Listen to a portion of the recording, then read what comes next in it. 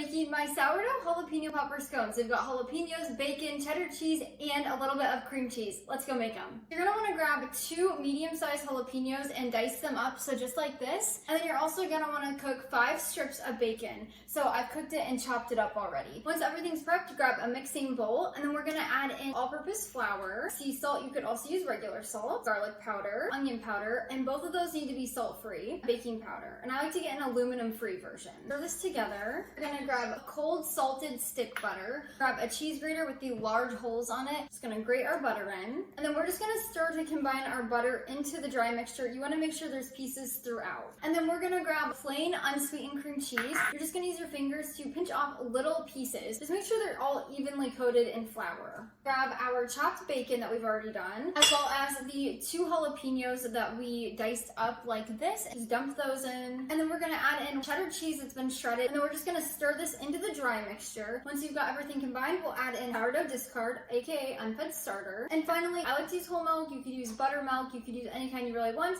but I like to use whole milk. And then we're just gonna stir this to combine. Once you've got it basically combined, we'll dump it out here. You wanna use your hands to combine it. Knead it with your hands for about 10 to 15 seconds. Shape this into a 2-inch high, 6-inch wide disc. Scones are not hard, they are not difficult. You don't have to have any special skill to make them. They're really easy. But we're going to cut this into 8 pieces. Place these scones on here about 2 inches apart. Pop these in the freezer for 10 minutes. Once your scones have set in the freezer for 10 minutes, we'll then bake them at 400 degrees Fahrenheit for 20 to 22 minutes. You can just transfer the pan from the freezer right to the oven. When your scones come out of the oven, they'll look just like this. And that is how you make my sourdough jalapeno popper scones.